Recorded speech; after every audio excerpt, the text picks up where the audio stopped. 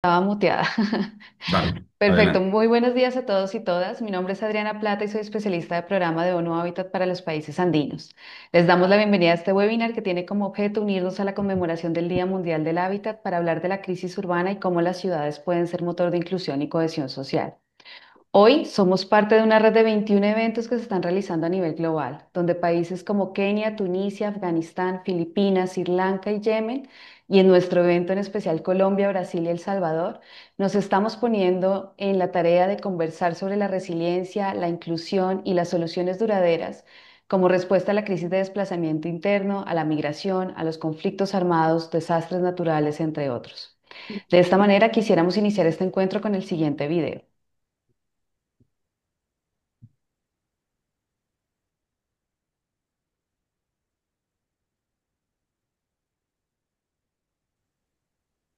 No sé si los colegas lo tienen listo para que lo podamos proyectar.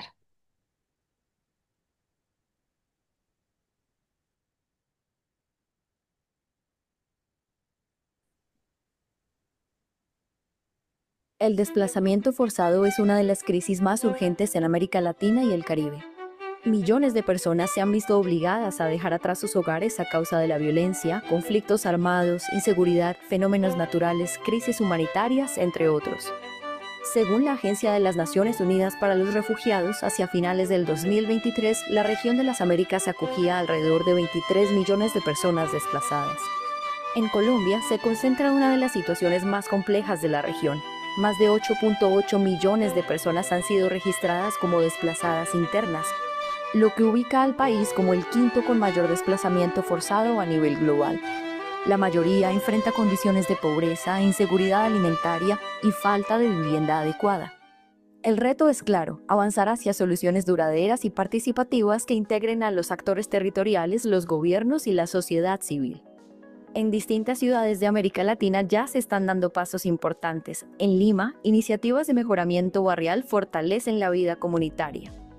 En Quito, proyectos educativos promueven la inclusión y combaten la xenofobia.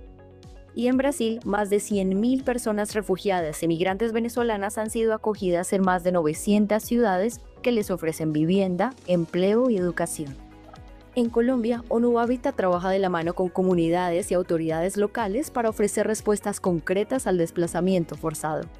A través del Fondo de Soluciones para el Desplazamiento Interno, se han impulsado acciones tempranas en 7 ciudades, entre las que se encuentran Quibdó, Florencia y Buenaventura, beneficiando así a más de 40.000 personas con mejorar sus barrios y espacios comunitarios.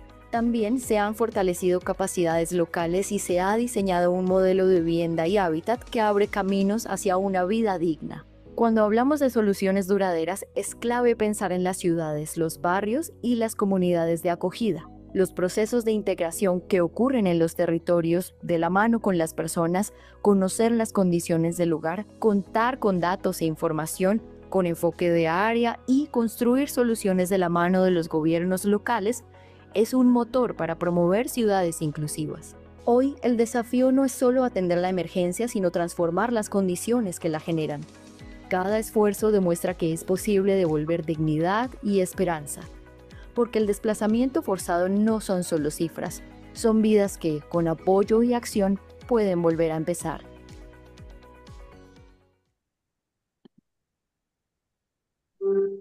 Perfecto. La agenda de hoy consiste entonces en un espacio de más o menos 2 horas donde conversaremos con distintos invitados de la región de América Latina y el Caribe, que desde su función y su rol contribuyen a la construcción de ciudades y comunidades con soluciones duraderas.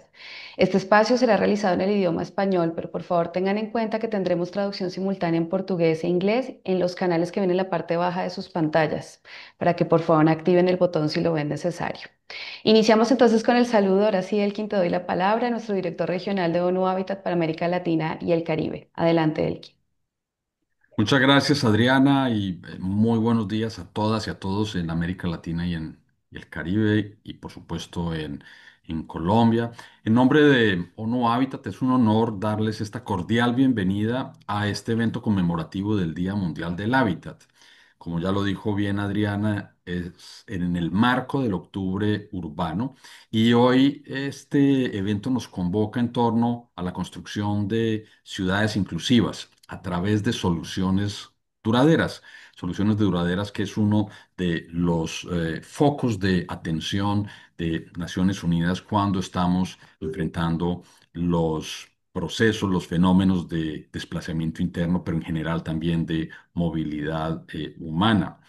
Quiero agradecer la presencia de todas las entidades del orden nacional, local, de los representantes del gobierno, las agencias del sistema de Naciones Unidas, nuestras agencias hermanas, académicas, académicos, lideresas, líderes comunitarios y a todas aquellas personas interesadas en esta temática y su conexión con el futuro de nuestras ciudades, de nuestros barrios y en particular de los barrios con mayor precariedad, que es donde suelen concentrarse, como lo veremos a lo largo de la conversación, las mayores necesidades en esta materia. América Latina enfrenta actualmente una crisis de desplazamiento humano de proporciones que podemos llamar históricas. Más de 23 millones de personas forzadas al desplazamiento en las Américas y en ese proceso nuestras ciudades se han convertido en un primer destino y en muchos casos en la última esperanza para millones que buscan reconstruir sus vidas. A nivel global, de sur a norte y con particular intensidad, como lo mencionaba, en nuestra región el desplazamiento inducido, forzado por conflictos, violencia, desastres naturales, el desplazamiento también conectado con el cambio climático, constituye definitivamente uno de los mayores desafíos para el desarrollo sostenible de nuestros territorios, incluidas nuestras ciudades, incluido el eslabón local, el eslabón de los barrios, donde se construye la base de los sistemas, o mejor, de nuestras sociedades, de nuestros tejidos sociales, el tejido social barrial que es fundamental, el de nuestras comunidades.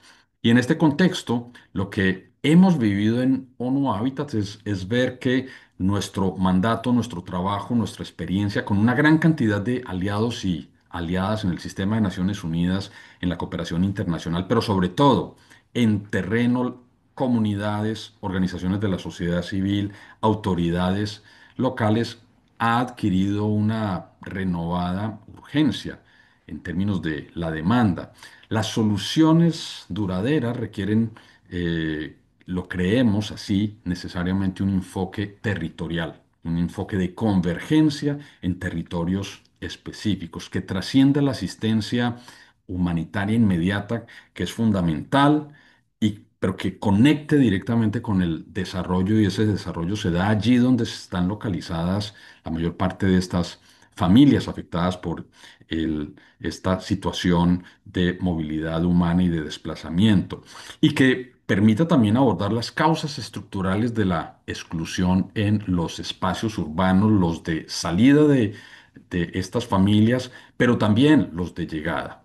Algunas iniciativas del sistema de Naciones Unidas, como el Fondo de Soluciones al Desplazamiento Interno, representan precisamente este enfoque integral. Colombia sirve a nivel mundial como caso emblemático. eh, para muchos países, o mejor, muchos países miran lo que estamos desarrollando en Colombia en materia de soluciones.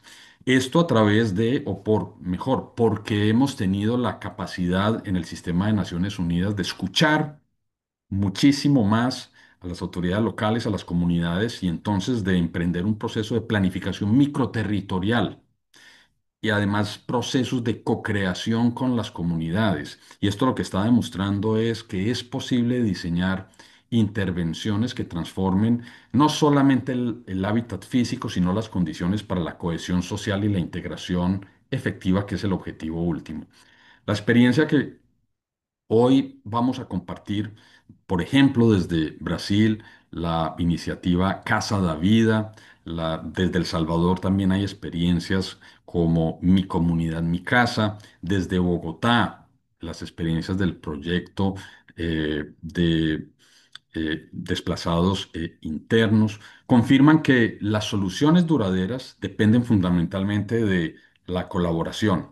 Lo llamamos técnicamente la gobernanza colaborativa entre los diferentes niveles de gobierno, el nacional con el subnacional, el local, por supuesto a nivel horizontal con los actores comunitarios y en casi la mayoría de los casos con una participación importante de la cooperación internacional. Este evento de hoy lo vemos como una manifestación de una plataforma estratégica para identificar conjuntamente ajustes institucionales, elementos de política pública que son indispensables para garantizar el derecho a la ciudad, concepto clave para las poblaciones desplazadas que habitan nuestras ciudades.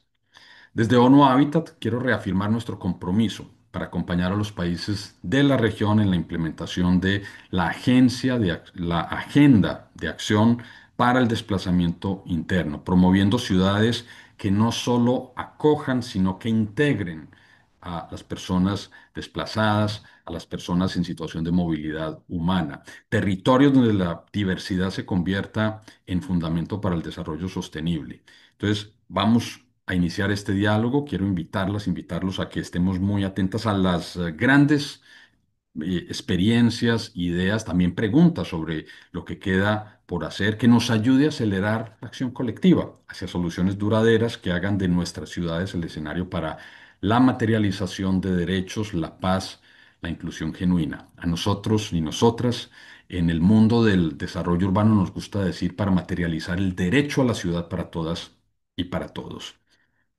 Con esto, creo que lo que es importante ahora es escuchar las diferentes intervenciones y lo que tenemos en nuestro panel tan rico. Yo quiero agradecer muchísimo las panelistas, los panelistas que nos han dicho que sí a esta convocatoria. Paula Gaviria, relatora especial para los derechos humanos de las personas desplazadas internamente. Tenemos a nuestra coordinadora residenta de Naciones Unidas, Mireya Villar Forner, quien tiene una gran perspectiva y experiencia en ayudarnos a que todo esto ocurra. Por supuesto, tenemos también desde Brasil a nuestra a nuestra jefe de la oficina de ONU Habitat en Brasil, Raine Ferretti. Muchas gracias, Raine, por acompañarnos, pero también acompañada de Tatiana de Jesús Suárez, lideresa comunitaria de Caxambú, en Petrópolis, aquí en el estado de Río de Janeiro. Yo me encuentro en Río de Janeiro en este momento. Tenemos también a Eric Montoya, gracias Eric, del Ministerio de Vivienda de El Salvador, a Isabelita Mercado, de la Consejería de Paz, Víctimas y Reconciliación de la Alcaldía de Bogotá. Sin más, yo les quiero proponer que cada una de las intervenciones inicialmente tenga unos, Adriana, 5 a 7 minutos, ¿no es cierto? Para que nos permita tener una primera perspectiva transversal, amplia, y a partir de ahí, por supuesto, comenzamos un intercambio de ideas con algunas preguntas, respuestas antes de cerrar con unas conclusiones. Eh, Paula, quiero dar la palabra inicialmente y de nuevo muchas gracias por destinar este tiempo para compartir con nosotros. Paula Gaviria, relatora especial sobre los derechos humanos de las personas desplazadas internamente. Relatora especial de Naciones Unidas. Sí, muchas Paula. gracias. Muchas gracias, Elkin, Adriana y todo el equipo de Habitat. Es un gusto estar aquí para conmemorar el Día Mundial del Hábitat y quiero decir que desde el futuro, al menos cronológicamente, porque estamos en Ginebra, nosotros a la 1 de la mañana nuestras aquí ya tuvimos la conmemoración del Día Mundial de Hábitat en un panel en el marco del foro de alcaldes que se celebra, el quinto foro de alcaldes que se está celebrando justamente en Ginebra, el foro interregional, y tuvimos ya una conversación sobre la importancia de las soluciones, de la integración local de las personas desplazadas y con el privilegio, que no puedo decir otra cosa, de estar aquí acompañada por la consejera de Víctimas, Paz y Reconciliación, Isabelita Mercado, quien pues está conmigo acá en este evento y por eso tengo que salir temprano, entonces por eso estoy hablando también de primeras. Gracias, Elkin, por pensar en mí para estar en esta agenda que nos une. Celebramos, creo que en este día y honramos el trabajo de tantas comunidades y gobiernos locales en nuestra región, algunos aquí presentes, que han abierto espacios y que han abierto sobre todo oportunidades a las personas desplazadas internas. Hoy honramos ese compromiso y lo agradecemos porque es la forma realmente de ejercer el liderazgo incluyente y con enfoque de derechos humanos. Su labor además nos recuerda que garantizar una vivienda digna, el acceso a servicios, la participación efectiva, no son solo metas o objetivos comunes, son la única manera de construir ciudades más humanas. Es el único camino. Esta mañana también lo reiterábamos en el evento que tuvimos acá. Y ojalá este encuentro hoy nos motive también a seguir trabajando juntos por lograr lugares comunes donde todas las personas puedan vivir con dignidad, con seguridad y obviamente con esperanza. El desplazamiento interno cada vez más está vinculado al entorno urbano. Se estima que más de 50 millones de personas desplazadas internamente de las 83 millones que se registraron en el 2024 residen en ciudades. Y esto no es una tendencia reciente, no es una tendencia marginal, es una realidad estructural que está moldeando el panorama humanitario, obviamente, pero también el de desarrollo urbano a escala global. Las ciudades, sabemos, siempre han sido espacios de resiliencia, de innovación, de oportunidades, pero hoy están enfrentando desafíos sin precedentes. Y por eso es importante hablar de estos temas, hablar de que el desplazamiento interno, provocados por los diferentes motivos que ya mencionaba Elkin, ocurre cada vez con más frecuencia en entornos urbanos. Y esto pone a prueba todos los sistemas de las ciudades, a las comunidades que habitan las ciudades, generando una enorme presión sobre diferentes temas, entre otras la tierra que es escasa también en las ciudades, las viviendas, el acceso a vivienda digna, los servicios básicos, y también impone tensiones e impone desconfianza entre quienes llegan y en quienes lo reciben. Esta es una realidad que enfrentamos todos en estos entornos. Y ante este panorama, la integración de las personas desplazadas no puede ser una acción aislada ni esporádica, tiene que ser claramente impulsada por un liderazgo político, debe hacer parte de las políticas urbanas, de los planes de desarrollo y sobre todo de tener un enfoque de derechos humanos. Por eso que Bogotá hoy esté liderando una propuesta de política pública de integración local con toda la visión un poco que nos ha compartido Isabelita, y seguramente hablará de eso más adelante, es una buena noticia para estos propósitos. Las personas desplazadas, además, no solo son víctimas, muchas de ellas han sufrido más de un hecho victimizante, han sufrido más de un desplazamiento. Nosotros vemos a las personas desplazadas desde el mandato como relatora y desde las diferentes conversaciones que estamos liderando en torno a este día, las personas son agentes de cambio. Yo acabo de salir de otro panel donde he hablado de mi informe sobre paz. También son agentes de paz, agentes de desarrollo. Cuando tienen acceso a derechos, a oportunidades y a una comunidad que los acoge, son capaces de transformar positivamente las ciudades. Y nos recuerdan además que una ciudad más inclusiva no solo es más justa, es también una ciudad que es más fuerte, es más viva y finalmente más humana. El secretario general, como nos recordaba Elkin en su agenda de acción sobre desplazamiento interno, nos invitó ya a dar un paso decisivo en este sentido y es pasar de una respuesta exclusivamente humanitaria, de corto plazo muchas veces, a un enfoque y a una agenda de soluciones duraderas centradas en el desarrollo, en la resiliencia y en la construcción de la paz. Y para lograrlo es fundamental fortalecer el liderazgo, como ya decía, de los gobiernos nacionales y locales. Son ellos quienes pueden identificar dónde están los desafíos, pueden planificar ciudades más incluyentes, inclusivas y pueden articular sistemas de protección social que apuestan a no dejar a nadie atrás. Incorporar el desplazamiento interno en los planes de desarrollo, en los presupuestos, en los marcos legales, no puede seguir siendo una tarea pendiente. Entonces, yo celebro a Bogotá, pero creo que es lo que tiene que hacer. O sea, no es nada extraordinario. Esto es lo que debería estar haciendo Bogotá y lo que están haciendo con otros esfuerzos otras ciudades del mundo. Es una responsabilidad urgente, pero es también una oportunidad para, como ya lo dije, construir ciudades más equitativas, más cohesionadas además y sostenibles. En consultas directas que he realizado, como en informes recientes, los datos indican, como lo alcancé a mencionar, que el 60% de las personas desplazadas internas prefieren permanecer en sus lugares actuales de residencia. Isabelita nos presentaba esta mañana que el 70% de la gente que llega a la ciudad de Bogotá quiere permanecer. Y esto es además inclusive desde el primer año del desplazamiento.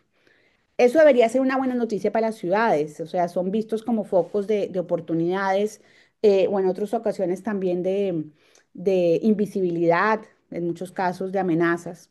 Y en contextos de desastres, esta preferencia se aproxima al 100% después de 5 años. Sin embargo, todos sabemos que la integración local sigue siendo una solución de las menos promovidas dentro de las tres opciones que existen en los principios rectores: el retorno, la reubicación y la integración local. Tendemos a privilegiar, y los gobiernos tienden a privilegiar y a sentir que se logra una solución cuando la gente retorna. Y lo vemos claramente que esto no necesariamente es así. Es además la solución menos financiada, pese a que muchas veces es la única opción viable para las personas desde el punto de vista de seguridad, de estabilidad y obviamente de dignidad. Y yo quería resaltar aquí, y esto es parte del informe que presentaré el 21 de octubre ante la Asamblea General, informe que además muchos de ustedes ayudaron con insumos a construir, y aprovecho la oportunidad para agradecer, que la integración local es un derecho tan legítimo como el derecho al retorno, tan legítimo y muchas veces mucho más importante para muchas comunidades. Integrar a las personas desplazadas internas significa además mucho más que ofrecer una vivienda digna, servicios o documentación. Es reconocer y garantizar elementos que están reforzados en mi informe, como la salud mental, el bienestar psicosocial, la identidad y el sentido de pertenencia, ¿no? El arraigo. La salud mental no es solo la ausencia de trauma, es la posibilidad de que las personas lleguen a estos entornos y puedan vivir con dignidad, que se puedan sentir parte de una comunidad, que puedan construir el propósito, un sentido y un propósito de vida, y que puedan soñar en comunidad con un futuro común. Y estos factores a menudo son invisibles para las políticas públicas, para los donantes, para la planeación. Son determinantes definitivamente para que la integración sea real, pero sobre todo, en nuestro parecer, y así está en el informe, sea sostenible, ¿no? Son además derechos, no son temas secundarios, son además derechos que influyen en el acceso a las oportunidades, pero que sobre todo hacen sostenible la integración. Y rápidamente, para terminar, sobre experiencias locales, claramente lo que he podido ver y ustedes en el trabajo que nos convoca, los gobiernos locales están asumiendo cada vez más un papel activo en la búsqueda de soluciones duraderas al desplazamiento interno. Esto ya no es un tema exclusivo de los gobiernos nacionales, al contrario, siendo que si fuese una competencia, los gobiernos locales están corriendo más rápido que los gobiernos nacionales, y eso creo que igual es una buena noticia que estén asumiendo sus responsabilidades. Están mostrando liderazgo y están mostrando innovación, creatividad, y sobre todo me interesa muchísimo, están haciéndolo con enfoques basados en las personas y enfoques de derechos humanos. La semana pasada estuvimos en un foro que articulamos con el ACNUR y con el equipo de expertos en protección al desplazamiento. Estuvimos con 9 representantes de autoridades locales de América Latina, de África, de Asia, de Europa, y nos centramos precisamente en este tema de la respuesta local, y lo que oímos fue maravilloso. En México, estados como Chiapas, Guerrero, Sinaloa, Zacatecas y hace apenas un mes Oaxaca han aprobado leyes específicas sobre desplazamiento interno, en un municipio además, un nivel mucho más menor que inclusive el del estado. En Apatzingán, en Michoacán, se convirtió, por ejemplo, en el primer municipio con una regulación local. Están mandando la parada en nuestra región, además, en legislaciones a nivel local en estos temas. Ninguno con una política de integración local, digamos. Ahí también estoy estimulando mucho a la consejera aquí para decirle: aquí vamos a tener después mucho trabajo cuando esta política empiece a implementarse, porque muchos países, muchas ciudades sobre todo, van a querer saber de la experiencia de Bogotá. En Honduras, San Pedro Sula está reduciendo ya la deserción escolar causada por las fronteras invisibles, causadas por las maras y está creando ya espacios comunitarios de arte, de estudio, de formación técnica para jóvenes, como también otras ciudades de nuestra región. Em, y creo que, pues ya lo decía, la experiencia de Bogotá va a ser muy valorada. Esto es América Latina, pero otros países nos confirman que las soluciones comienzan en lo local. Esta famosa agenda de localización, pues no es un punto de salida de las soluciones, sino es el origen, ¿no? Es el origen donde empiezan las soluciones, cuando además los gobiernos locales actúan con visión, con liderazgo, con compromiso y ponen a las personas en el centro. Como decía ya, este desplazamiento en entornos urbanos no es solo un desafío humanitario, no es solo un desafío técnico, no es solo un desafío de recursos, es una oportunidad histórica, en mi parecer, y así está planteado en el informe, para replantearnos nuestros enfoques, para construir ciudades más incluyentes, más equitativas y más resilientes. Y además, lejos de ser un fenómeno transitorio, pues el desplazamiento urbano es una realidad y nos invita a repensar cómo se debe planificar, cómo se debe gobernar nuestras ciudades, reconociendo pues esa diversidad y esas capacidades de las personas que las habitan. Una planificación urbana verdaderamente incluyente debe reconocer la presencia, las voces, los derechos de las personas desplazadas, ponerlas en el centro, como decía, con mecanismos diversos de participación. En esto tenemos muchas prácticas buenas, otras con desafíos, eh, porque la inclusión de las personas desplazadas, de su voz, de sus propuestas, no es solamente un tema de justicia, no es un tema solamente de derechos, sino que creemos que esa participación fortalece las economías locales, enriquece la vida social y contribuye pues a la cohesión de las comunidades. En definitiva, y para cerrar, las ciudades que integran a las personas desplazadas no solo reconstruyen vidas, en mi parecer, también se reconstruyen a sí mismas, volviéndose ciudades más fuertes, ciudades más humanas y finalmente, como seguramente es el propósito de todas las personas que lideran estos procesos en las ciudades, ciudades más sostenibles. Así que muchas gracias y les deseo mucha suerte en el resto de la conversación. Gracias, Elkin. Gracias a ti, Paula. Me quedo con dos ideas. Primera, integración local es un derecho tan legítimo como el retorno. Y casi que si fuera el editor de un medio de comunicación, diría la relatora especial de Naciones Unidas dijo que las soluciones duraderas comienzan en lo local y son una oportunidad histórica. Así lo vamos a titular. Mil gracias, Paula, por Sí. esa y gran introducción y ese abrebocas con perspectiva tan amplia. Quedamos muy entusiasmadas y entusiasmados con ese camino que además desde tu posición nos has ayudado a no solamente identificar, sino a reforzar. Bien, quiero moverme a...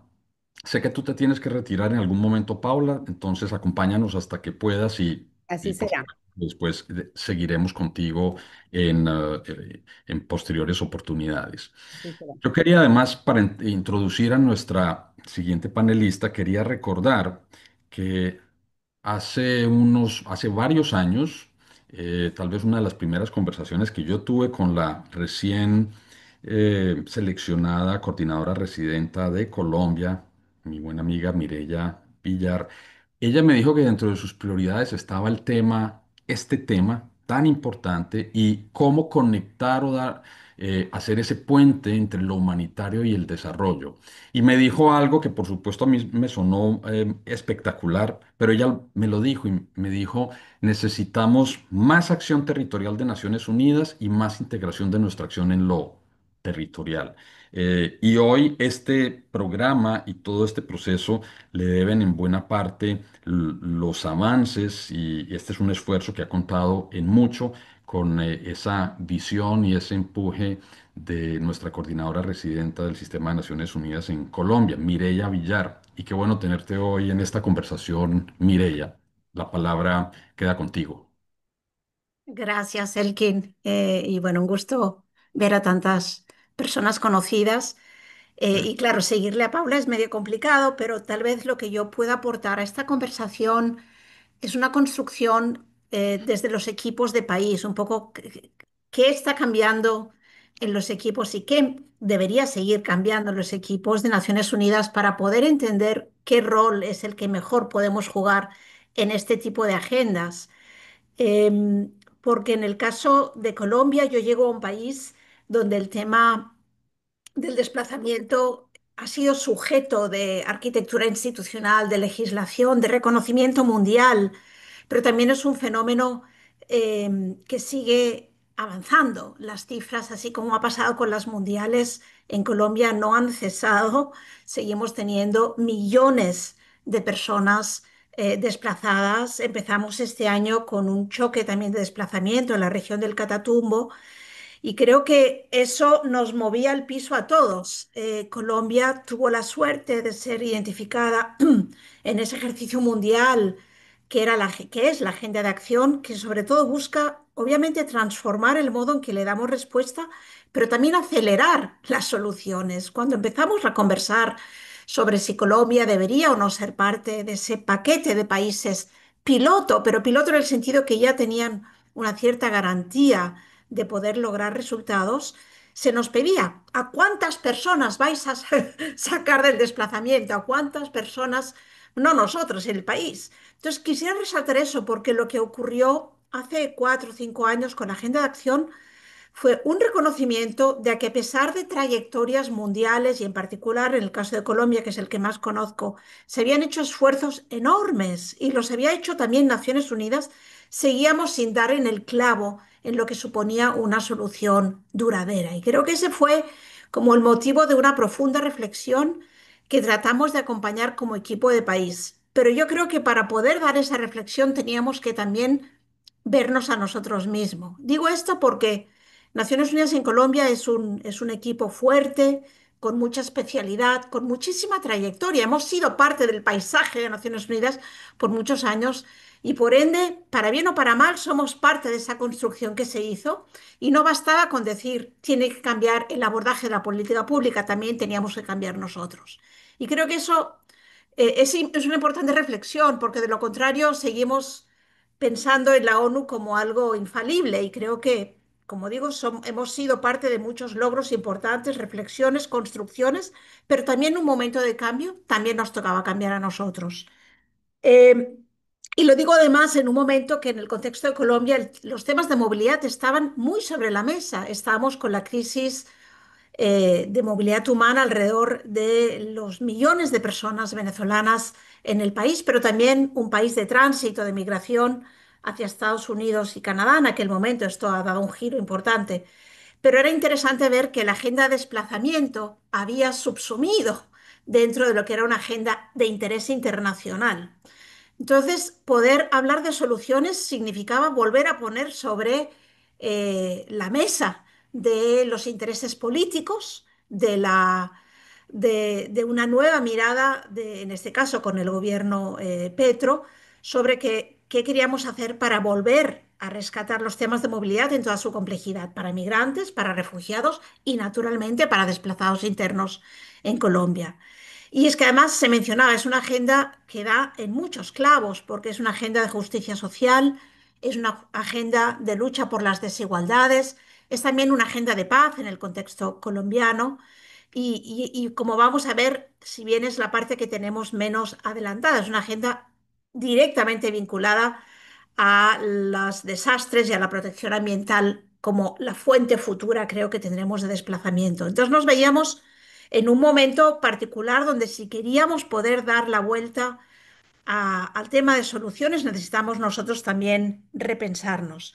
Pasamos un primer periodo con el apoyo del Fondo de Soluciones al Desplazamiento, pero también con una nueva estructura de trabajo a la interna, donde dábamos espacio a todas las entidades que tienen algo que contribuir, no solo las tradicionales e históricas, como por ejemplo ACNUR, pero también estaba el PNUD, está ONU Habitat, está OIM. Hemos tratado de que esta sea una agenda donde se sientan identificadas muchas de las entidades, algunas especialistas, otras más operativas, otras con un largo recorrido, y seguir trabajando con la sociedad civil y con el sistema de justicia, en particular con la Corte, pero con ellos no solo trabajar y apoyar, sino construir ese nuevo modelo de abordaje. Y creo que lo que estamos a punto de lograr en cuanto salga publicado una nueva política para las soluciones del desplazamiento que hemos colectivamente apoyado, tiene que ver con reconocer que la única manera de proveer sosteniblemente soluciones y superación a muchas de las vulnerabilidades que el sistema de justicia viene alertando en el caso de Colombia, es transformando territorios. Y a través de esa transformación territorial, levantar no solo a los desplazados, a las comunidades de acogida, a las otras personas en movilidad y a las personas pobres en general que necesitan ese tipo de intervención mucho más articulada, mucho más sensible al contexto, eh, pero sobre todo mucho más integral. Ese es el elemento que nos faltaba. Reconocemos que el rol de las ciudades en ese territorio se vuelve fundamental, una enorme parte de los desplazados en Colombia y dentro de esos una enorme parte que quieren quedarse en esos lugares que los ha acogido es en las ciudades. Por eso, a través de la incidencia y el trabajo y el desarrollo de esta nueva política, nosotros identificamos una serie de ámbitos municipales, unos de gran escala, ciudades principales, capitales en el país, pero también ciudades intermedias y chicas, para tener precisamente una variedad en capacidades de abordaje. Luego Isabelita va a contar lo que se ha hecho en Bogotá. Obviamente es una liga completamente distinta, la de Bogotá, la de lugares como Buenaventura, Quibdó u otras partes del país, pero sí queríamos mostrar a través de un trabajo más integral cómo poniéndole el peso a las capacidades municipales y cómo mejorando la coordinación nación-estado podemos tener agendas que vayan resolviendo los temas de vivienda, los temas de cohesión social, los temas de salud y los de generación de ingresos, por mencionar algunas. En el caso colombiano, vivienda y generación de ingresos son hoy por hoy tal vez las dos agendas más pendientes en el contexto de una mirada integral. Entonces hemos estado durante dos, casi 3 años haciendo mucho trabajo de incidencia en política, acompañando los esfuerzos de visibilización de la sociedad civil y del sistema de justicia. Hemos tratado de conectar a Colombia con el grupo de amigos del desplazamiento, de las soluciones al desplazamiento que se conformó en Ginebra, visibilizando a Colombia en, por ejemplo, recientemente el foro de migración para el desarrollo que tuvo lugar en Riohacha, en La Guajira, en Colombia. Entonces, un poco haciendo, entre comillas, ruido, un ruido saludable para ayudar y a propender a hacer estos ajustes grandes de la política pública. Y solo para cerrar, en esta fase que estamos ahora iniciando, lo que queremos es, habiendo hecho toda esa incidencia a nivel internacional, nacional, poder dar un giro al territorio y traer y enfocarnos en esas 7 áreas de trabajo que lo que buscan es ilustrar lo que debería pasar en las más de 200 áreas municipales que identifica la política pública, con un trabajo en capacidades subnacionales, en fuentes de financiación, en un manejo de datos para la focalización, pero también para la medición de impacto. Y como digo, manteniendo los temas de participación y de co-construcción con las mismas comunidades en el corazón.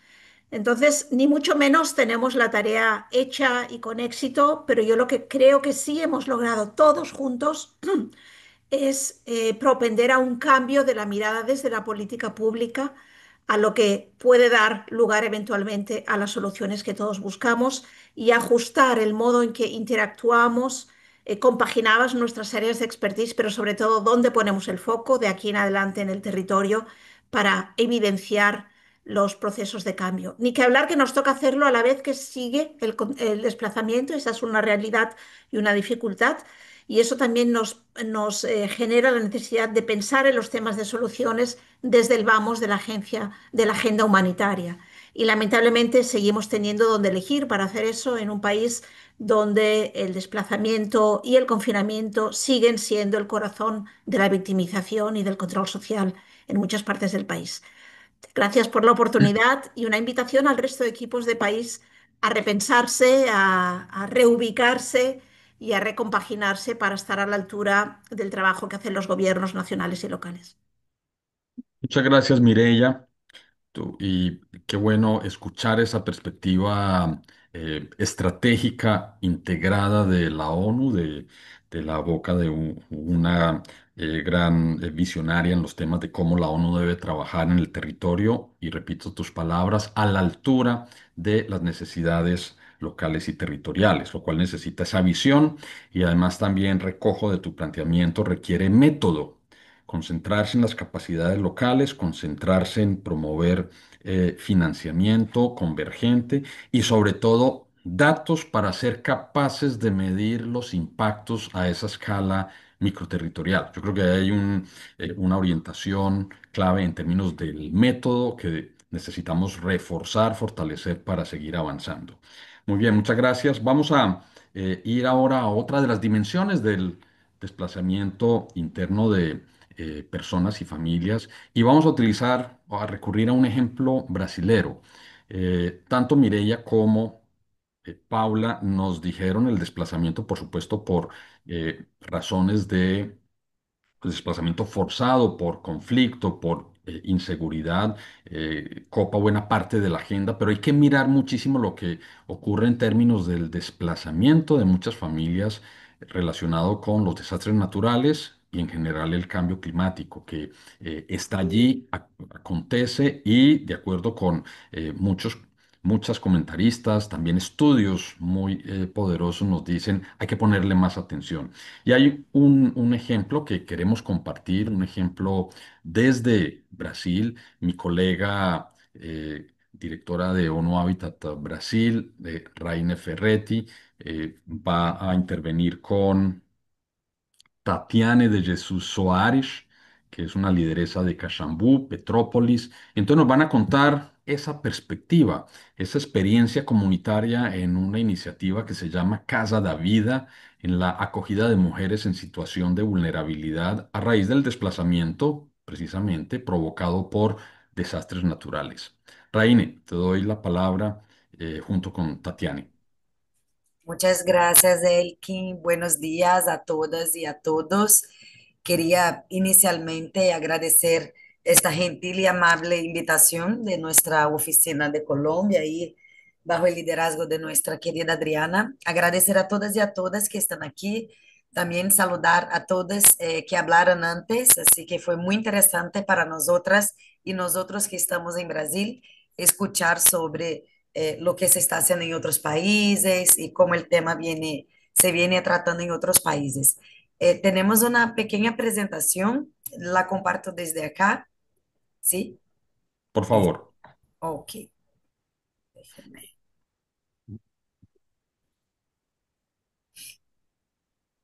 déjeme compartir. Ups.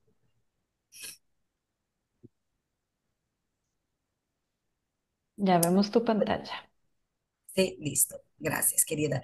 Bueno, un tema que salió ya bastante acá y que tiene todo, o sea, muy relacionado con el título del evento del Día Mundial del Hábitat hoy, es que soluciones duraderas son locales. Este es un tema que trabajamos mucho en Brasil. O sea, no es suficiente apenas trabajar con los gobiernos, con los diferentes niveles, ¿no? Local, ya la provincia, como llamamos en Brasil, estado y el nivel nacional, es muy importante involucrar a las comunidades, porque ante una crisis es la comunidad la primera que sufre, la primera que tiene que hacer alguna cosa, que tiene que reaccionar a esta situación.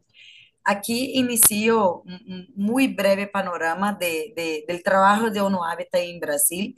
Aquí pueden ver los proyectos, iniciativas que tenemos en el país y todas estas iniciativas, independiente del tema, por ejemplo, con São Paulo, el tema de los residuos sólidos, el tema de los espacios públicos verdes, o con el gobierno del estado de Río, todo lo relacionado a resiliencia al cambio climático, o el proyecto en Alagoas, que trabajamos ahí en las comunidades, también con diferentes actores del gobierno, de la sociedad civil, o mismo en las comunidades, los tugurios que trabajamos en Río, en Juiz de Fora.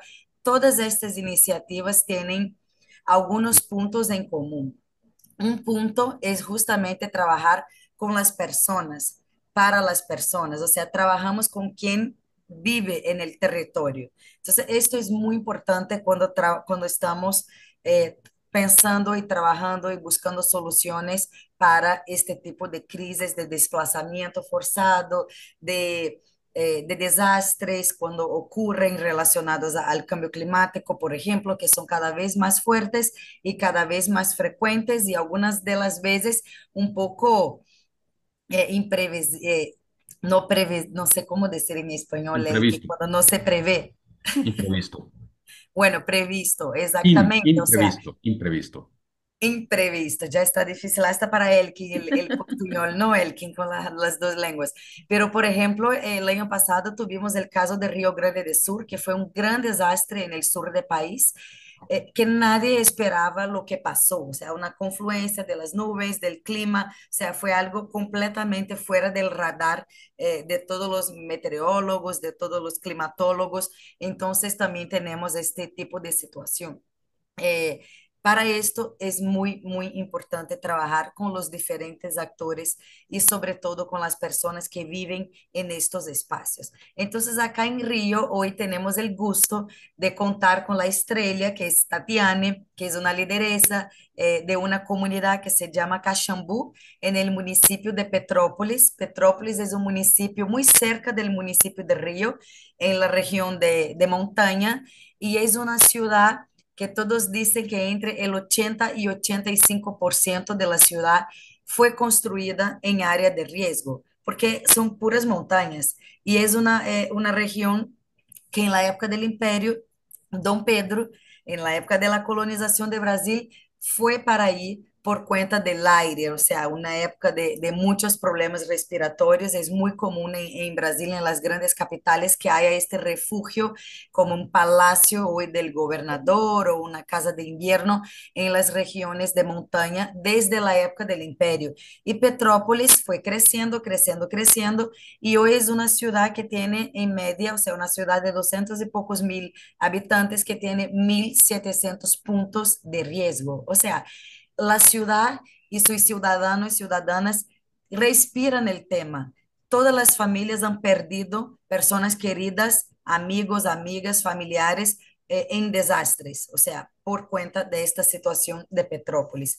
Y seguramente Tatiane va a poder compartir mucho mejor, con mucho más detalles, porque es una persona que vive esta experiencia lamentablemente, pero encontró fuerzas para ayudar a tantas personas como ella viene haciendo. Entonces, este proyecto se llama Río Inclusivo y Sustentable, o sea, Río Inclusivo y Sostenible, es una iniciativa con el gobierno del estado de Río y ONU Habitat Brasil, que tiene este objetivo de trabajar para apoyar a algunos municipios a la adaptación ante los riesgos del cambio climático y a fortalecer la resiliencia urbana. Entonces, específicamente con el municipio de Petrópolis, dada esta situación tan urgente y tan particular del municipio, hemos seleccionado 13 puntos que presentan mayor vulnerabilidad, o sea, la vulnerabilidad más expresiva de Petrópolis. Entonces, son estas 13 comunidades en la montaña, y de ahí contratamos personas que viven en estas comunidades como agentes de campo, supervisores de campo, y pasamos por un ciclo de 6 meses de capacitación sobre el tema de la gestión de riesgo, porque estas personas son las primeras que van a actuar. Entonces ahora justamente este mes empezamos el trabajo con las comunidades, una vez teniendo estas personas ya capacitadas en diferentes metodologías como los puntos de apoyo para que las personas puedan venir, prototipos con materiales reciclados como garrafas PET, ¿no? De plástico para hacer pluviómetro, para medir la cantidad de agua o entonces para medir la velocidad del viento, o sea, cosas muy baratas, muy sencillas que las personas que viven en estas áreas pueden tener y lograr identificar si la situación está muy urgente y peligrosa, mismo sin que toque las sirenes, porque tiene sirenes, ¿no? Pero la comunidad también muchas veces toca una vez, va al punto de apoyo, no pasa nada, toca la segunda vez, va al punto de apoyo, no pasa nada, la tercera vez la comunidad no va y bueno, pasa un gran desastre como fue en 2022 que en Petrópolis tuvimos más de 200 muertes en una situación de un aguacero. Entonces, sin hablar mucho más, yo quería ofrecer este contexto para que puedan entender el territorio con el cual estamos trabajando. Yo quería presentar a Tatiane. Y bueno, voy a pasar a portugués, Tatiane, entonces cuento con los traductores, traductoras. Aquí la lámina está en español, pero passa a português. Tatiane, querida, queria te apresentar nesse evento organizado pelo nosso História da Colômbia. Tatiane, que tem 46 anos, vive há mais de 20 anos na comunidade de Caxambu, no município de Petrópolis, onde criou seus filhos e construiu toda a sua trajetória social. Ela é integrante do movimento internacional ATD Quarto Mundo e fundou a Casa da Vida, que ela vai compartilhar essa experiência com a gente, na qual ela oferece um acolhimento a mulheres vulneráveis, apoiando as crianças, né, as famílias afetadas pela pobreza, violência e os desastres. O projeto surgiu por conta de uma chuva forte de 2018, quando Tatiane mobilizou a comunidade para ajudar as famílias que perderam as suas casas. Então, imediatamente passo para a Tatiane. Muito obrigada, graças. Ainda estão te ouvindo bem. Ah, Olá, Obrigado. Sim. bom dia a todos. Me chamo Tatiana, moradora de Petrópolis, da comunidade Caxambu. Vim aqui também agradecer essa rica oportunidade de estar participando desse encontro tão especial que mexe muito também comigo. Vim aqui falar um pouco, né, como tudo começou, porque faço parte do ATD Quarto Mundo Mundial, né? E sobre um padre chamado José, que fundou esse projeto. Esse projeto veio para o Caxambu, no momento, na hora mais que a gente estava precisando, onde tem pessoas de comunidade muito carentes e precisava muito de ajuda. E ali meus filhos começou a participar da biblioteca, encontros com crianças, e aonde tudo começou. Dali, eu conheci a Mariana, do ATD Quarto Mundo, a Duda, aonde eu falava sobre vontade de ter um projeto, de fazer algo para as mulheres da comunidade. Porque a gente, aqui, nós mulheres da comunidade somos mulheres carentes, mulheres que precisam muito de ajuda, seja no meio da sua casa, como você vive, porque tem gente que ainda nem tem uma casa direita, não tem um meio de vida, né, que possa viver. E nisso nós começamos a se unir toda vez, fazer encontro nas nossas casas mesmo, conversar, bater um papo, fazer geleia e sair daquele meio daquela guerra de mulheres que vivem de violência nas suas casas. E lá eu conheci a Pinha, que é chamada de Maria, que vivia debaixo de um plástico preto, aonde caía chuva, aonde passava esgoto, porque ela não tinha uma casa, né? Vivia no meio de uma casa que já tinha caído e ali ela resolveu ficar, porque ela não tinha onde ir. E nisso, junto com esse projeto ATD Quarto Mundo, conversamos para a gente conseguir, cada um conseguir um material para levantar uma casa para ela. E hoje ela tem uma casa. Falta muitas coisas, mas hoje ela tem a casa dela. E hoje ela fala: hoje eu tenho um lugar para dormir e um lugar para viver melhor, um pouco melhor. Que se a gente parar para pensar, o povo da comunidade tem que ter voz. A gente temos que ouvir o povo da comunidade. É importante porque cada comunidade existe uma pessoa que tem voz para aquelas pessoas que às vezes têm medo de falar o que está acontecendo.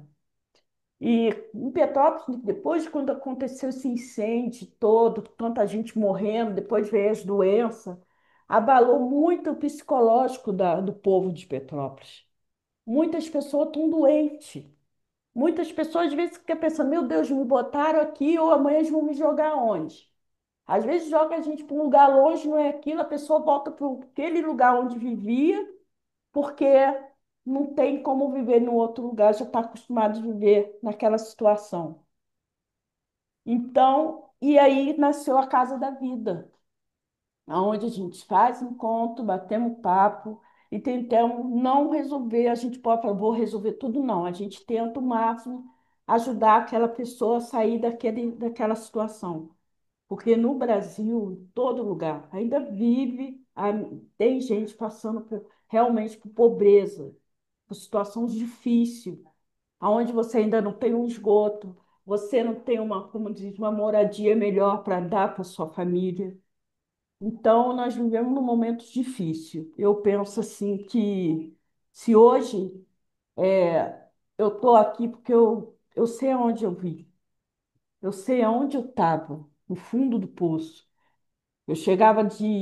Eu não tinha esgoto, eu não tinha água dentro da minha casa. Eu tinha que descer a bica, levar a roupa com meus filhos pequenininhos para buscar água.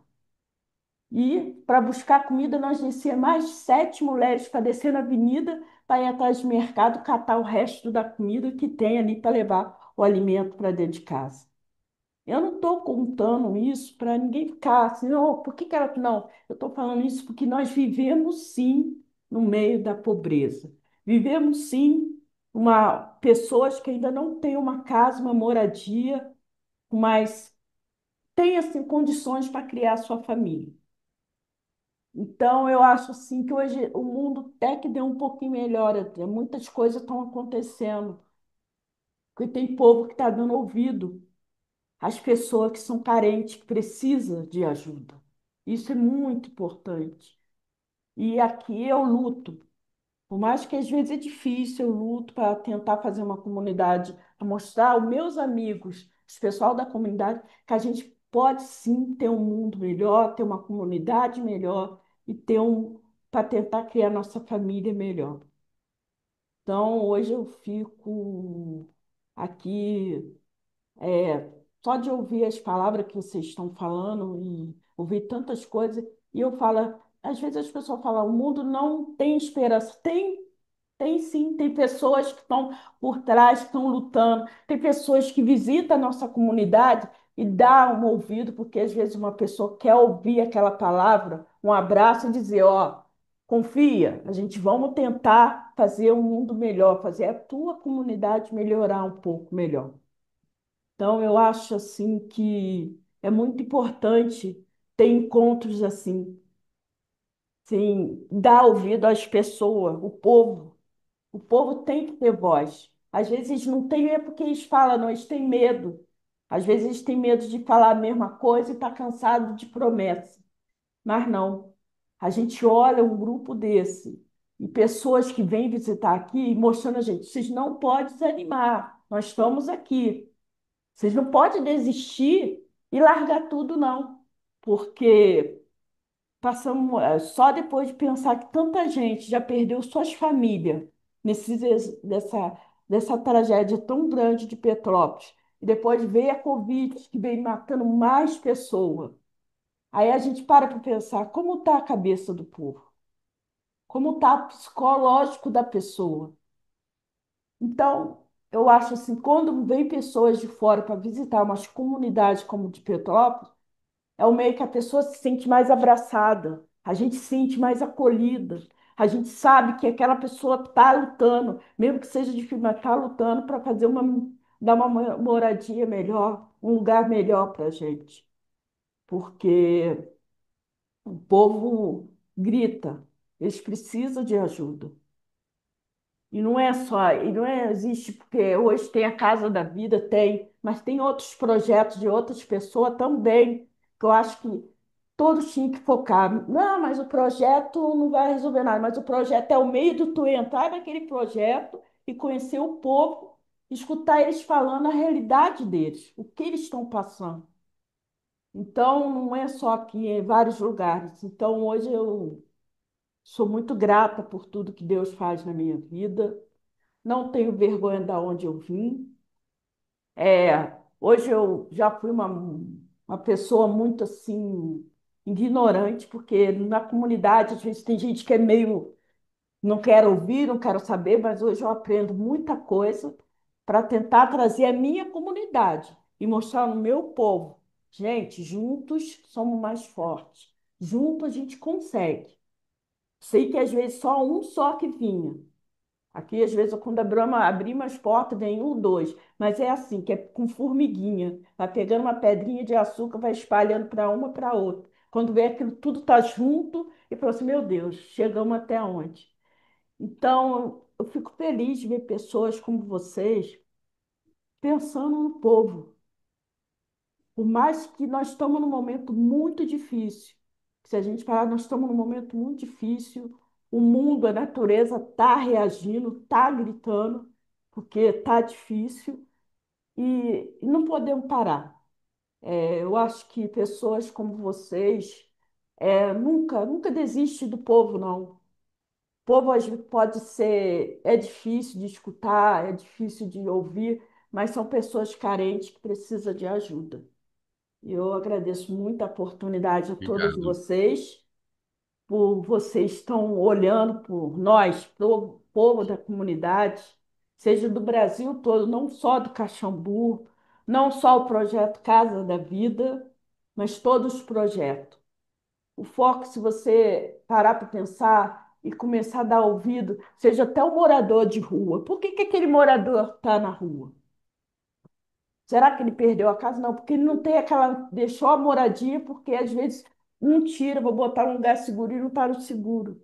Então eles precisam de ajuda. O povo hoje está precisando de ajuda. Grita, a comunidade grita. O país precisa de pessoas como vocês, que tá tendo um olhar diferente. Enquanto uns quer subir escada, vocês estão ali tentando resgatar e abrir o olho do povo e mostrar que a gente ainda consegue ter uma comunidade, um mundo melhor e uma casa, um bem ambiente melhor. Eu agradeço a oportunidade por todos a vocês e que Deus continue abençoando todos vocês. Obrigado, Tatiane. Obrigado, Sim. Raine, por tão importante apresentação, experiência. Tatiane, você tem falado uma coisa muito importante aqui, é que para uma solução ser duradoura, ela tem que ser construída como uma comunidade.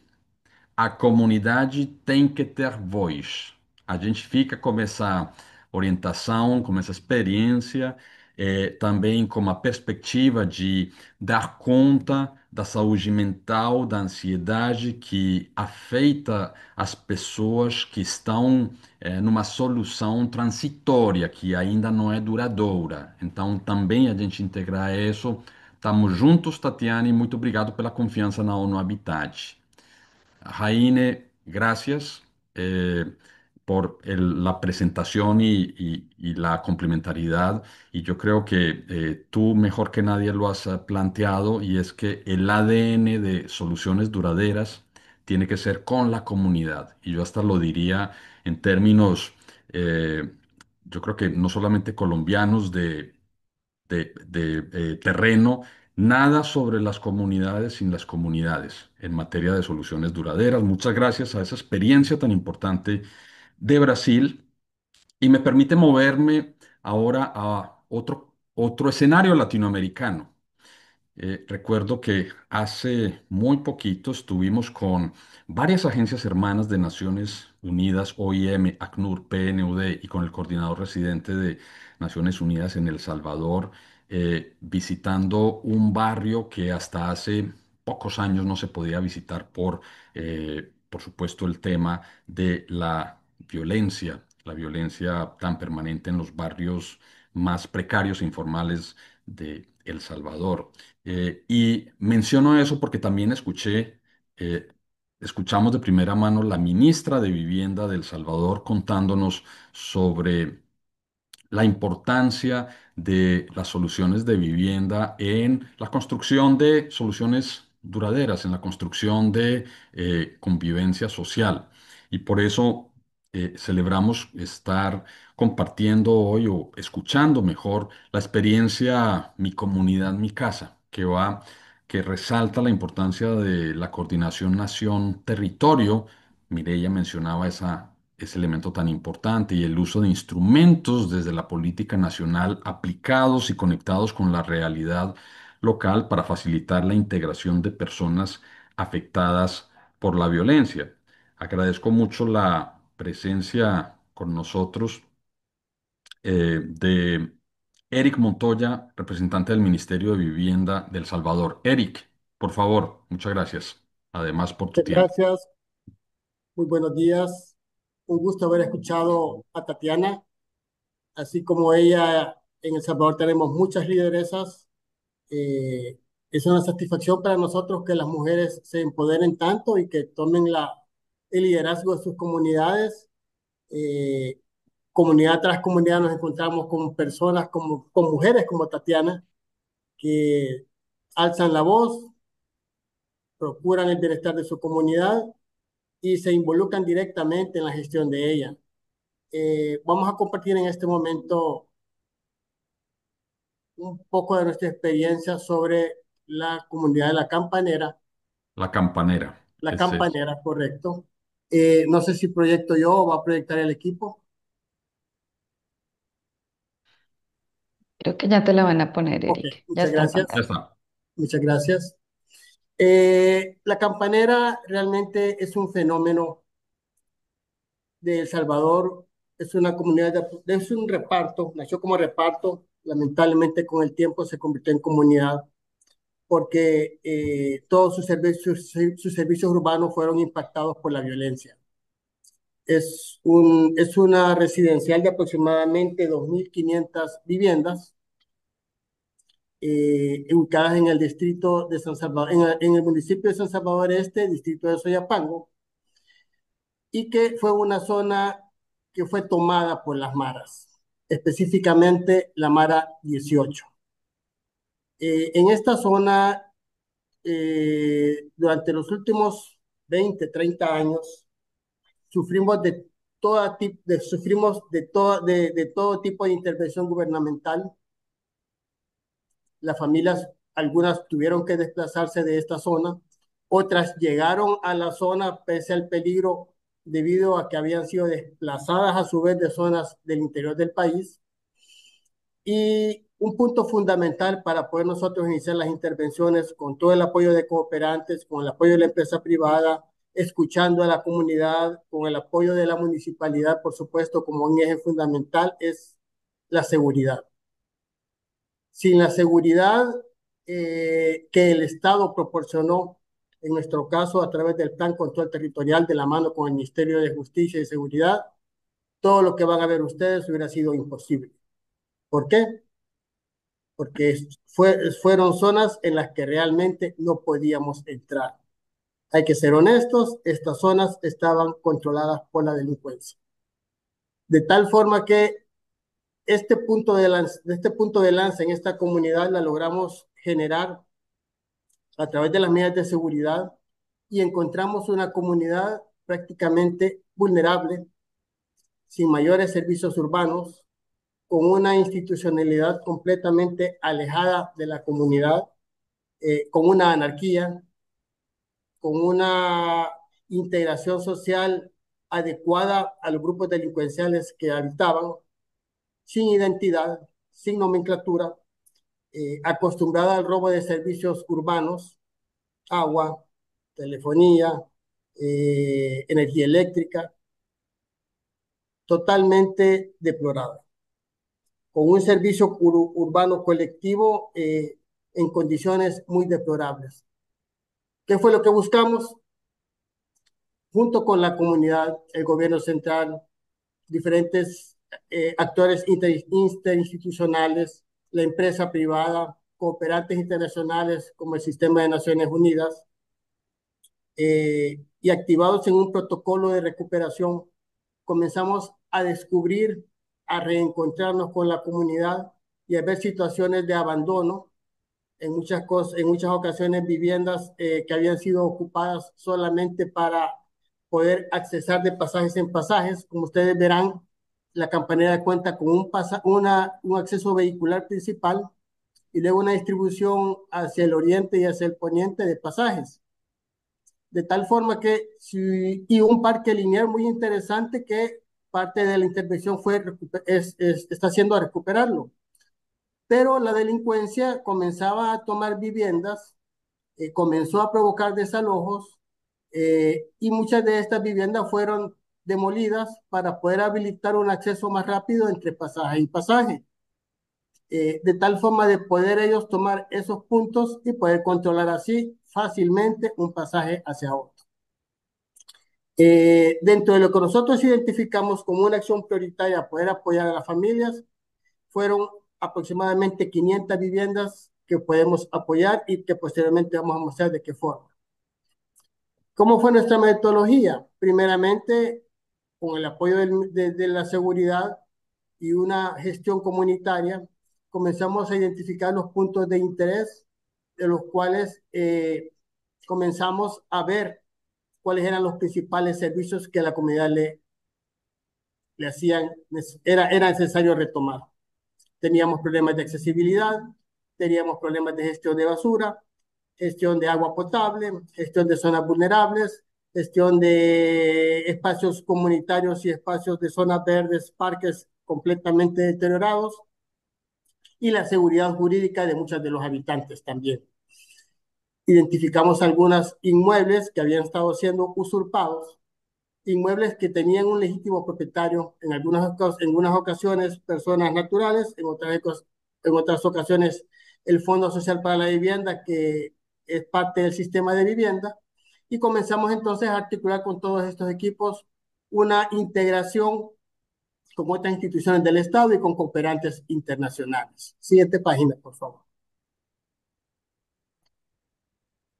Comenzamos a revisar también la forma en que podíamos comenzar a generar algunas pautas urbanísticas con la recuperación de espacios, algún ordenamiento, usos de suelo para tomar en cuenta en un probable plan de integración, un plan parcial, le llamamos nosotros la campanera, y también rehabilitar espacios públicos abandonados. Esto siempre de la mano con la comunidad. Siguiente lámina, por favor. Acá podemos ver algunas de las acciones implementadas. Nosotros como Ministerio de Vivienda tenemos un equipo de una unidad de desarrollo comunitario. Es un equipo de gestión social completamente capacitado y conocedor de los temas de cómo organizar y tomar las iniciativas para retomar la organización comunitaria en las diferentes intervenciones que hacemos. Y eso fue primeramente lo que hicimos. Se convocaron a algunas asambleas. Hay que ser honestos, en un inicio hubo mucha incredulidad. Aquí fue importante el acompañamiento de nuestros titulares, nuestra ministra, el señor ministro de Justicia y Seguridad. Ellos como líderes de nuestros equipos nos dieron acompañamiento territorial y eso fue fundamental para poco a poco comenzar a tomar la confianza de la población. ¿Qué logramos con esto? Involucrarlos poco a poco, ver cuáles eran sus necesidades. A la par de los equipos sociales iban nuestros equipos técnicos especialistas en arquitectura, en ingeniería, para comenzar a hacer un diagnóstico rápido de la situación. Siguiente página, por favor. A la vez, el equipo del Ministerio de Justicia y Seguridad comenzó a articular algunas iniciativas para poder retomar algunas intervenciones urbanas de manera prioritaria. Y junto con el equipo de ACNUR, visualizamos un espacio de interés donde podía desarrollarse la casa comunal. Este espacio de interés, en algún momento, ahí estuvieron 4 viviendas por motivos del deterioro y algunas obras de protección que se ejecutaron al final de los 90. Estas 4 huellas de inmueble quedaron como unos activos extraordinarios del Fondo Social para la Vivienda. Se hicieron gestiones a nivel de nuestros titulares para que estos inmuebles fueran cedidos a la municipalidad, y la municipalidad generó un comodato también para poder hacer esta intervención. De tal forma que con una intervención multiinstitucional logramos que en tiempo récord, porque también el equipo de ACNUR tenía un tiempo bastante limitado para ejecutar la obra, poder hacer la inversión de aproximadamente $200,000 y poder generar la casa comunal en la Campanera. Siguiente lámina, por favor. A la vez también como Ministerio de Vivienda se visualizaron algunas necesidades rápidas. Teníamos una cancha muy bonita que por fin podía ser reutilizada por los jóvenes, pero carecíamos de servicios sanitarios. Así que otra intervención rápida, urgente, fue habilitar servicios sanitarios cercanos a la cancha de fútbol a fin de poder complementar los servicios y el fin deportivo de esta cancha. Siguiente lámina, por favor. Se ha generado una iniciativa de establecer una despensa de canasta básica, precisamente enfocada en el otro pilar que es generar trabajo y mejores condiciones económicas a las familias. Esta despensa va a estar en funcionamiento en un par de meses y va a proporcionar productos de calidad y a precios accesibles a toda la comunidad. Fortalecimos la seguridad. Un eje fundamental, como lo repetí anteriormente, es la seguridad, y es en función que mantengamos la seguridad que la gobernanza, la participación, el desarrollo del programa a largo plazo se va a garantizar. Así que la Policía Nacional Civil ha establecido una nueva estación en la Campanera, con un enfoque mucho más comunitario, con un enfoque más de participación en la prevención y precisamente de mantener el orden dentro de la comunidad. Siguiente lámina, por favor. Logramos la intervención urbanística también en murales a lo largo del parque lineal que les comentaba anteriormente. Acá ha habido donaciones de diferentes entes, ha habido inversión nacional, privada, comunitaria, internacional también, y estamos mejorando el ambiente, involucrando a los niños. Es muy grato ver videos ahora de los jóvenes a las 8 o 10 de la noche disfrutando de sus parques lineales, disfrutando de sus diferentes espacios recreativos que se les han vuelto. Hablamos de desplazamiento, pero en la Campanera de desplazamiento debido a la violencia fue en diferentes enfoques.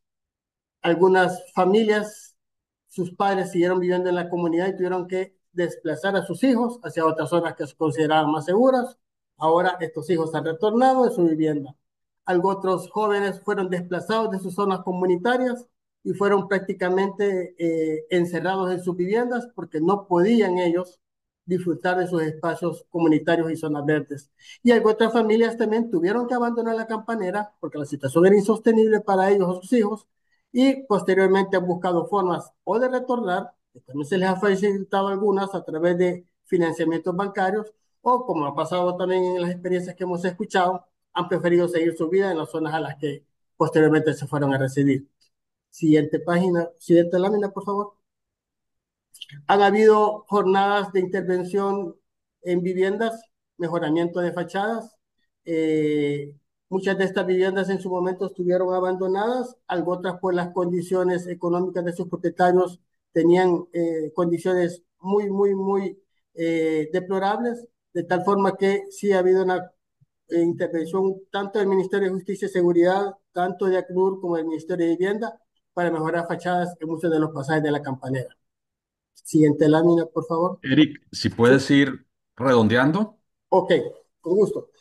Parte de recuperar la Campanera ha sido dotarla de una identidad. Y una función fundamental es comenzar la nomenclatura de pasajes y casas que antes, por la misma delincuencia, estaban completamente fuera de uso. Siguiente lámina, por favor. Recuperación de espacios públicos, como lo comenté anteriormente, con apoyo de ACNUR, Ministerio de Vivienda, Alcaldía Municipal, Ministerio de Justicia, empresa privada, unidos dentro de un plan de intervención. Siguiente lámina, por favor. Hemos identificado también que hay zonas de alta vulnerabilidad, cárcavas existentes, y aquí ha sido importante la gestión con otras instituciones como el Ministerio de Obras Públicas, una planta de tratamiento que está funcionando inadecuadamente, ahí va a entrar la Dirección de Obras Municipales. Hemos tenido recarpeteo de calles también con apoyo de la Dirección de Obras Municipales y el FOVIAL. Siguiente lámina, por favor. Hemos generado un nuevo sistema de recolección de basura por la misma geometría en la que fue generada la urbanización. Teníamos muchos promontorios de basura, se ha educado y se está generando una nueva cultura con la comunidad de poder disponer adecuadamente de sus servicios, de sus residuos domésticos y con los equipos municipales, pues retomar la obligación de hacer una recolección adecuada de los desechos sólidos. Tenemos un programa de mejoramiento de vivienda que va a hacer con el apoyo del KfW. En ese programa vamos a mejorar 490 viviendas, 491 que ya están calificadas. Hemos ubicado las viviendas en mayor precariedad. Vamos a trabajar con pisos, techos, puertas, paredes, ventanas para apoyar a estas familias. Esto va con un apoyo a nivel de subsidio. Sin embargo, estamos generando otras opciones también, ya con un componente de crédito en condiciones sumamente adecuadas para las familias. Siguiente lámina, por favor. Bueno, aquí finalizamos. Creo que lo importante de hacer ver nuestra experiencia es, primero, el ambiente de seguridad. Segundo, el involucramiento de la comunidad. La comunidad tiene que estar involucrada plenamente en todas estas acciones. Es una de las formas en las que vamos a garantizar que estos programas sean sostenibles en el tiempo.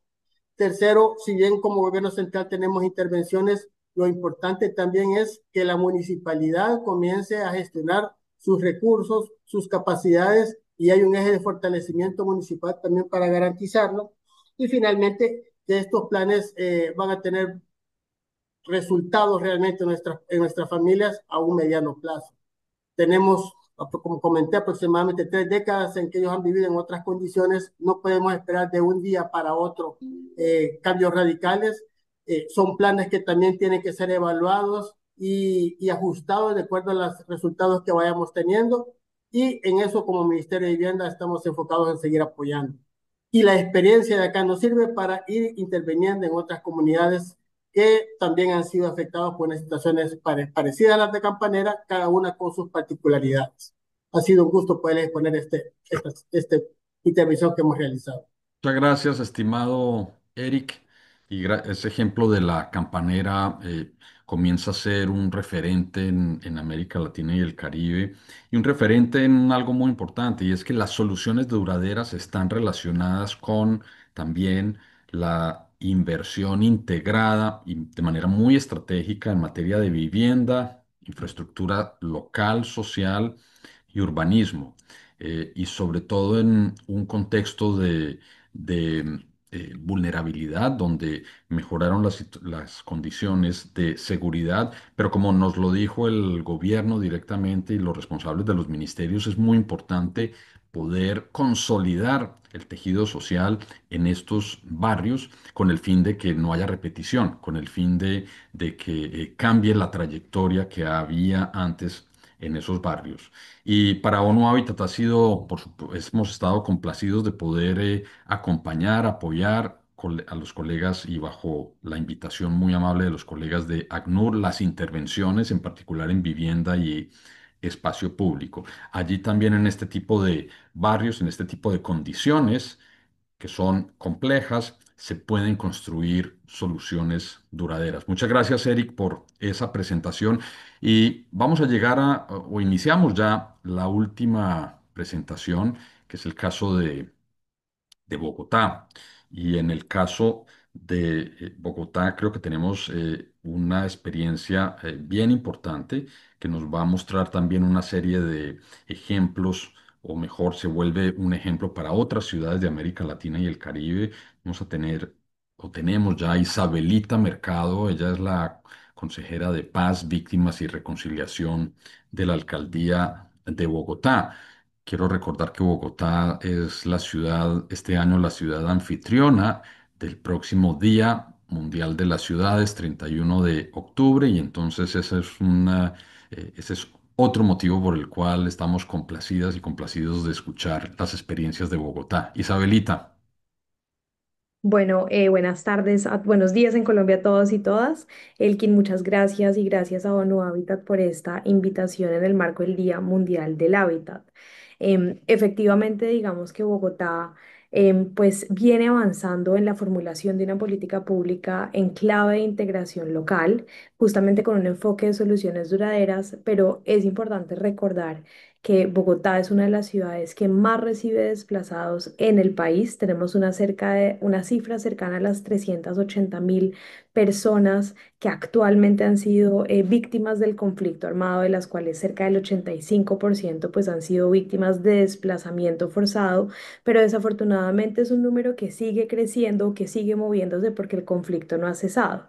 Entonces, hoy es un reto pensar en soluciones duraderas cuando estamos hablando de un conflicto que continúa, que no ha parado y que tenemos tanto el reto de mejorar la atención en ayuda y asistencia humanitaria, mejorar esas medidas inmediatas de atención humanitaria, pero ir conectando a esta población con soluciones duraderas. Entonces, un poco ahí nuestra aproximación ha sido cómo logramos construir este puente entre el triple nexo humanitario, cómo construimos un puente entre lo que es la atención humanitaria en una etapa de inmediatez y lo que son las soluciones duraderas, porque efectivamente nos damos cuenta pues que no están desconectados y Bogotá, como otras ciudades del mundo, pues seguirán atrayendo población víctima del conflicto o población desplazada. Digamos que esta conversación la iniciamos nosotros pues siendo muy conscientes que las ciudades concentran oportunidades económicas, oportunidades sociales, concentran servicios, digamos que es distinto acceder a la salud desde una gran ciudad a desde territorios rurales del país, es distinto acceder a servicios, a movilidad social y demás, entonces las ciudades al final terminan convirtiéndose en un vehículo para cerrar esas brechas, sobre todo entre población víctima del conflicto y población no víctima del conflicto, pero a la vez en que reconocemos que las ciudades son oportunidades o son vehículos de inclusión o vehículos para cerrar brechas, también tenemos que ser muy conscientes de que las ciudades a la vez generan unas dificultades propias del mundo en la ciudad, generan a la vez unas barreras propias de la vida en ciudad y generan a veces mecanismos o dinámicas relacionadas con la estigmatización, con la segregación, con la exclusión. Si vemos, por ejemplo, cómo se comporta el fenómeno del desplazamiento forzado en la ciudad, sabemos que las víctimas del conflicto armado llegan a ubicarse en ciertas partes de la ciudad, sabemos que se ubican normalmente en la periferia de la ciudad, lugares de la ciudad que justamente están más alejados de esos bienes y servicios o de esos nodos productivos de la ciudad. Entonces, el reto y la reflexión, pues al final tiene que ser cómo logramos incluir o conectar a esa población que tiende a ubicarse en la periferia con la ciudad, con las oportunidades, con la inclusión y con ese acceso a bienes y servicios. Que llegar a la ciudad efectivamente sí represente una oportunidad para poder superar, digamos, el efecto del conflicto armado y reconstruir de una mejor manera esos proyectos de vida. Pero sabemos que eso no ocurre de manera natural. Digamos, y eso nos dimos cuenta porque pues Bogotá tiene un sistema robusto de ayuda humanitaria. Yo diría que es un sistema robusto porque no se concentra únicamente en lo que tiene que ver con alimentación y alojamiento, sino que además tenemos distintas modalidades de alojamiento. El alojamiento puede ser al principio un tema de albergue, que es digamos que la medida más garantista, pero a la vez puede ser una medida de arriendo, un acompañamiento en un arriendo, en unas condiciones dignas y demás. Puede ser además una ayuda humanitaria que está pensada en términos de cómo acceder al sistema de transporte y en ese sentido, justo la conceptualización de la ayuda humanitaria va en lógica del derecho a la ciudad. Un derecho a la ciudad que no solamente está pensado como en lo estrictamente necesario, sino que de una vez va conectando soluciones de vivienda y, por ejemplo, acceso a un sistema de transporte.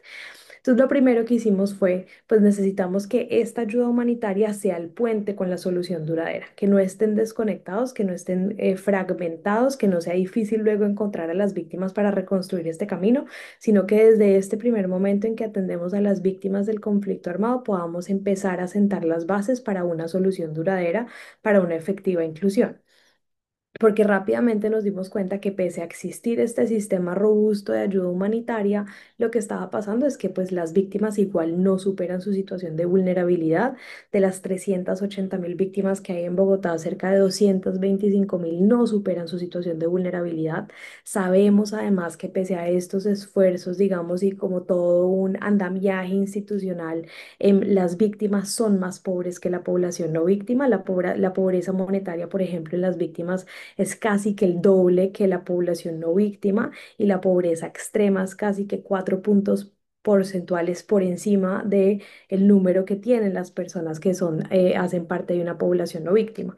Entonces, claramente, pese a tener este sistema robusto de atención y ayuda humanitaria, era necesario poder hacer un puente mucho más claro hacia las soluciones duraderas. Y para nosotros ese puente hacia las soluciones duraderas es justamente la política pública de integración local con un enfoque de soluciones duraderas. ¿Y por qué es importante hablar de esta política pública? Porque bien como decía Paula, la integración local es un derecho y es un derecho tan importante como es el retorno y como es la reubicación y adicionalmente es un derecho que contribuye a la reparación integral de las víctimas del conflicto armado. Pero entonces esta política pública de integración local, que puede ser nuestro puente justamente en esta lógica de triple nexo humanitario, pues tiene que tener una serie de características en lógica de ciudad, en lógica de un contexto urbano que es distinto y tiene pues otras particularidades así estuviéramos hablando de un contexto rural y pues a gran escala pues implica la atención de una magnitud de víctimas grande, porque como decíamos al principio y lo alcanzó a mencionar Paula, cerca del 70% de las víctimas que llegan a la ciudad deciden quedarse, pero no logramos que realmente superen esa situación de vulnerabilidad, ni logramos realmente que al final generen un sentido de arraigo.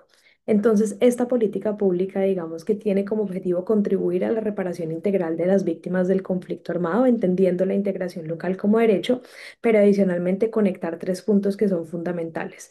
Naturalmente, generar unas medidas diferenciales para ayudar a superar esa situación de vulnerabilidad, es decir, que el desplazamiento forzado o vivir un hecho relacionado con el conflicto no se vuelva un camino sin retorno a la pobreza, sino que tengamos medidas específicas que nos ayuden justamente en el acceso a 8 derechos que son fundamentales y a lograr cerrar esas brechas que hay de pobreza, de carencias, de vulnerabilidades y la diferencia que hay entre población víctima y población no víctima, pero eso no es suficiente porque digamos que eso es lo que llevamos haciendo hace muchos años. Entonces tiene que tener dos ejes adicionales. En primer lugar, un eje que hemos llamado de arraigo territorial o de cohesión social, que busca al final generar unas capacidades comunitarias que me ayuden a entender que las víctimas también pueden generar un sentido de pertenencia en la ciudad, que las que se quedan en Bogotá sientan que pueden permanecer en la ciudad, que pueden reconstruir su proyecto de vida y que pueden pertenecer.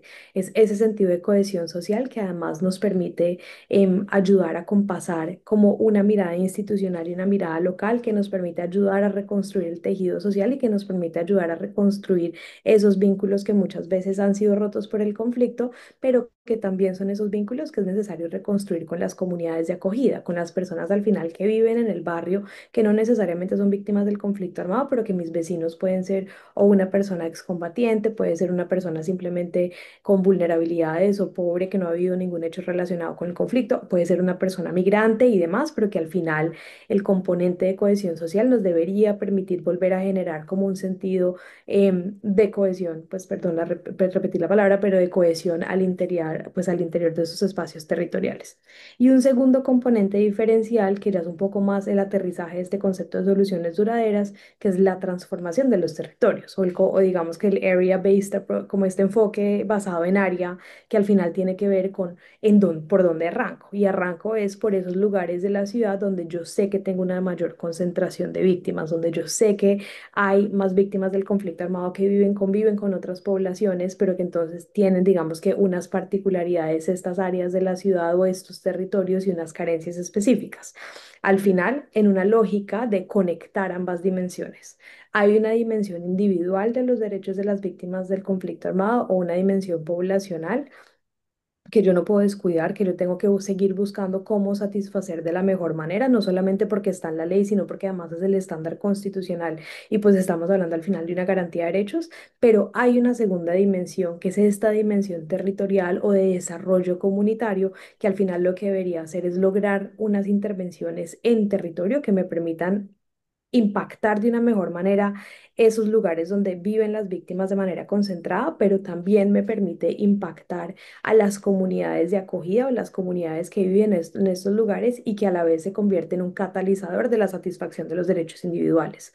Yo siempre pongo, y esto digamos que desarrollado en 5 dimensiones, pero el ejemplo más básico de esto es Por ejemplo, en una de las dimensiones que tenemos, que es la de vivienda y hábitat, pues va a ser difícil lograr una solución individual de vivienda para cada víctima del conflicto armado, cuando además sabemos que el tema de tener una vivienda propia es como un sentir del corazón, digamos que además es una aspiración de la mayoría de las víctimas del conflicto, pero lograr esto en una ciudad tan densa como Bogotá, donde hay poco suelo para construir, donde además tengo unos precios de vivienda elevadas y además sé que las víctimas del conflicto armado están en unas condiciones de vulnerabilidad donde lograr este cierre financiero es difícil, pues de manera individual va a ser muy difícil que yo solucione o logre la satisfacción de ese derecho para toda la población. Pero si me concentro en la dimensión comunitaria, que al final tiene que ver con cómo hago unas intervenciones en estos territorios que puedan tener que ver justamente, por ejemplo, con mejoramientos de barrio, con mejoramientos del espacio público, con intervención en parques y demás, pues voy a poder acelerar de una mejor manera como las intervenciones en estos lugares que eventualmente me lleven a esa satisfacción del derecho individual.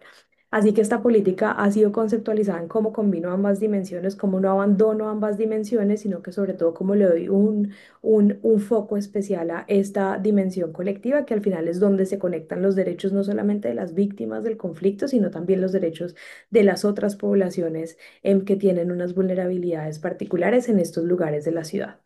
Estas dimensiones, digamos que las hemos pensado en términos de generación de ingresos, que sigue siendo como digamos que un dolor de la manera como las víctimas logran esta generación de ingresos. Acá lo que hemos buscado es conectarlo con el primer momento de la inmediatez. Antes lo que pasaba era que las víctimas llegaban a la ciudad. En este primer momento pues se hacía como una especie de valoración de carencias y se asignaba la ayuda humanitaria inmediata. Acá lo que hemos decidido hacer de la mano con el sector privado es hacer una caracterización inmediata para las víctimas que llegan, para que víctima que llegue a la ciudad yo de una vez pueda tener información suficiente que me permita enrutarla hacia entender si quiere un tema de formación, si está interesado en temas de empleabilidad, cuál es el perfil, el conocimiento, la experiencia y poder empezar como a dirigirla hacia ese tipo de oferta en la ciudad y finalmente temas de emprendimiento. Entonces, desde el minuto uno que una víctima llega a la ciudad, yo tengo esa caracterización socioeconómica que me permite empezar a articular estos esfuerzos con los actores apropiados, con la Secretaría de Desarrollo Económico, con la Agencia de Generación de Empleo del distrito, con el sector privado y los distintos aliados que tenemos para que no tengamos que esperar hasta que pasen unos meses y que la víctima diga, no, pues yo, yo acá sí me voy a quedar, quiero buscar trabajo, sino que de una vez digamos que tenemos una información que podemos segmentar y podemos empezar a vincular con la oferta de la ciudad y aprovechar justamente esas ventajas y esas dinámicas de una gran ciudad. En un segundo momento tenemos una dimensión pensada en términos de cohesión social, que era un poco lo que estaba explicando, y ahorita voy a entrar a detallar justamente cuáles son el tipo de capacidades que tenemos en este aspecto y por qué es importante.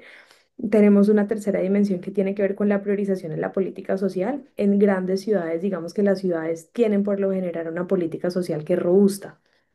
Lo que hay que entender es la manera como las víctimas del conflicto son priorizadas y pueden ser las primeras en la fila. Entonces, ¿cuáles son las barreras que están enfrentando las víctimas para acceder a esta política social, bien sea en términos de salud, de educación o de seguridad alimentaria? Y acá pensar en unos nuevos criterios de focalización que nos permita lograr que entren de una mejor manera y de una manera prioritaria a estos escenarios de política social.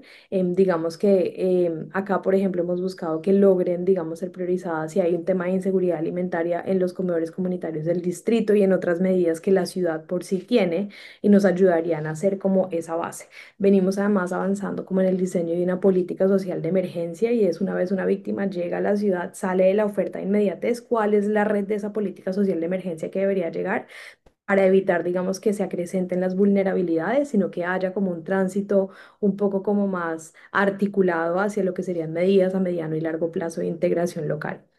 Un cuarto componente relacionado con vivienda y hábitat y un quinto componente relacionado con seguridad y acceso a la justicia. Y me tengo un minutico en este componente porque es importante y acá digamos que es como donde mayor diferencia hemos tenido desde Bogotá con el COMPES nacional, porque para nosotros el componente al final de seguridad y acceso a la justicia es lo que nos permite como cerrar el círculo de lo que es la política pública.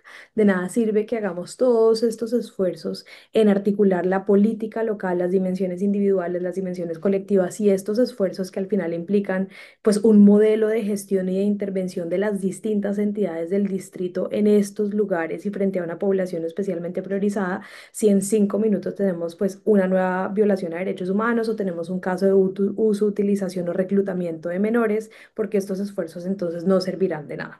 No servirá de nada hacer esto si al final, el día de mañana, el hijo de una víctima del conflicto es reclutado o entra a ser parte de una estructura criminal en la ciudad.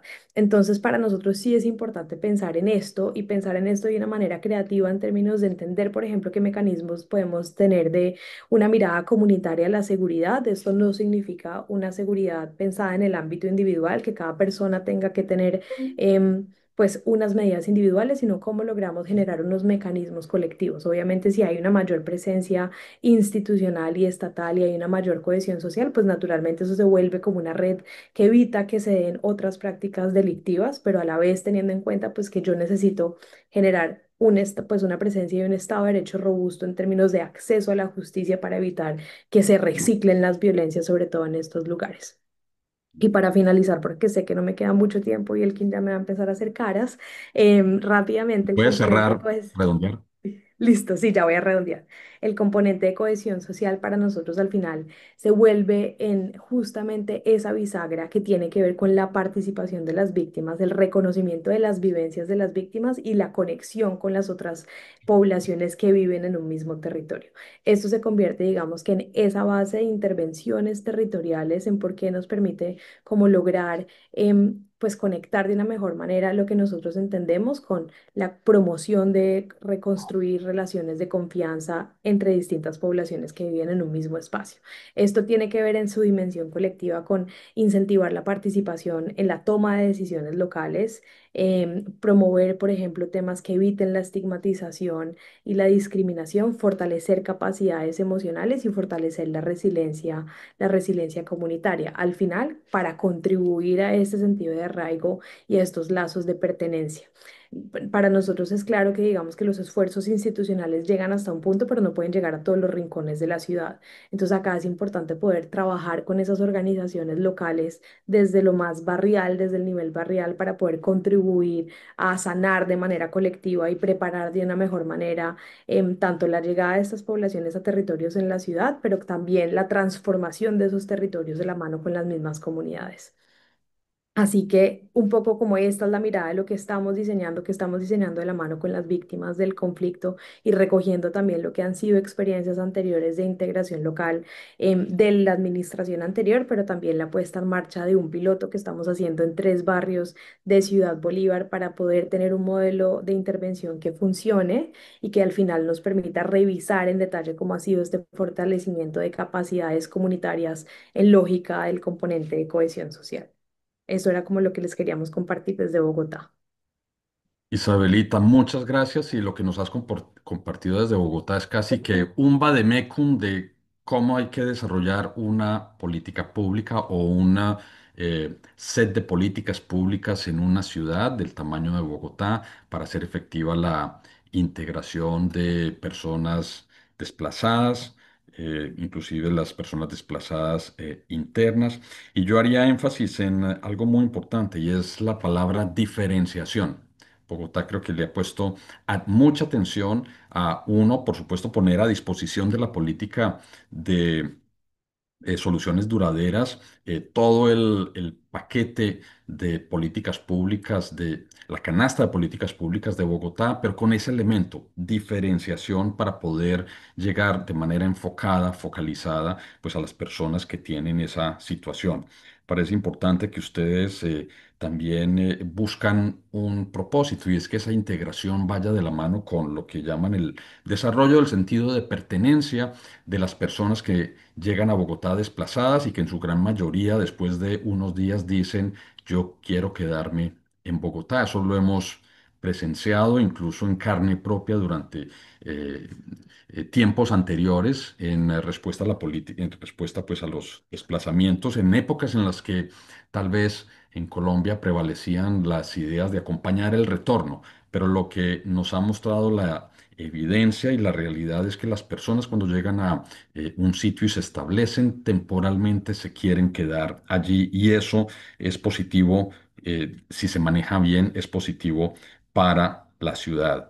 También resalto una frase y es que la estabilización y la integración no debe ser el camino de retorno a la pobreza para las personas desplazadas. Creo que esa es una consideración muy fuerte y poderosa y algo que, por supuesto, se ha conversado en diferentes ámbitos y estoy seguro y que las personas que intervinieron antes lo hubieran podido también mencionar teniendo el tiempo, pero tú lo hiciste y es fundamental en todo este proceso evitar la estigmatización, que viene también con el acompañamiento y el apoyo a todo el tema, si se quiere, de salud mental, de confort psicológico en ese proceso tan duro que por supuesto es el desplazamiento.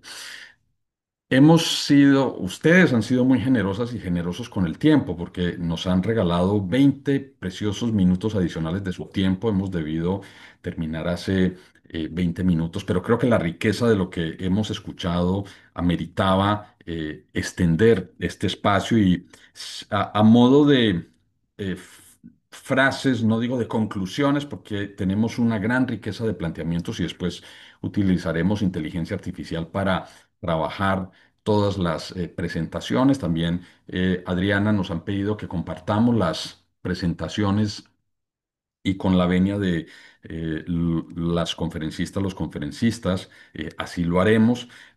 Pero algunas líneas que me parece que resaltan de todo lo que hemos escuchado hoy, con eso cerraríamos este Día Mundial del Hábitat y esta celebración, conmemoración desde Bogotá y en esta temática tan importante como la de las soluciones duraderas. Lo primero es que las soluciones duraderas cuando son o son más fácilmente duraderas cuando son territoriales, por la razón de que en lo territorial convergen más fácilmente todas las políticas públicas necesarias para que una persona pueda pasar de la solución transitoria humanitaria a la solución de mediano y largo plazo. Y eso conectado, por supuesto, con la perspectiva de integración. Eso ocurre, por supuesto, más fácilmente en el ámbito urbano. Paula nos dijo y al inicio escuchamos que la mayor parte de los desplazados y las desplazadas llegan a ámbitos urbanos y entonces eso también nos obliga a pensar de aquí en adelante las soluciones para el desplazamiento y en particular las duraderas con clave o en clave de desarrollo urbano sostenible. Por supuesto en clave de derechos y cuando estamos en el escenario de la ciudad, en América Latina y el Caribe hemos avanzado con un concepto que es fundamental, el derecho a la ciudad, y ese derecho a la ciudad debe también aplicar para las personas desplazadas. Ah, las soluciones son locales y decir locales no es solamente que están localizadas, sino que están construidas con las comunidades. La comunidad tiene que tener voz. Y adicionalmente también en términos de la durabilidad de esas soluciones, aplica la necesidad de desarrollar capacidades locales. Ciudades grandes las tienen, hay que consolidarlas, pero nos toca también trabajar con muchas ciudades intermedias y pequeñas para desarrollarlas. Inclusive las capacidades de las comunidades en su forma de organización a nivel local. Y hay que trabajar con datos y datos desagregados a los niveles territoriales, los barrios, para poder concebir de manera lo más apropiada posible esas soluciones microlocales, microlocalizadas, que son lo que nos muestra la evidencia, son las que funcionan. Y eso también nos sirve para ser mucho más específico y trabajar casi que con criterio de acupuntura en el financiamiento y en la convergencia de los financiamientos, la combinación de diferentes financiamientos. Se mencionó varias veces la importancia de la salud mental, yo lo subrayo porque no es algo que aparece tradicionalmente en las perspectivas territoriales y es fundamental tener ese componente en cualquier tipo de solución integrada. Por supuesto, vivienda, infraestructura local y urbanismo son fundamentales para acompañar y servir de telón de fondo para ese proceso de integración que involucra a los recién llegados, a las recién llegadas y a los habitantes históricos, a las familias que ya estaban en un territorio. Y por supuesto, termino repitiendo la importancia de las medidas diferenciales, como lo mencionó Bogotá, y evitar la estigmatización. Desde ONU Habitat quiero agradecerles a todas, a todas, a todos la contribución a esta conmemoración del Día Mundial de las Ciudades. con una aproximación muy concreta, muy específica.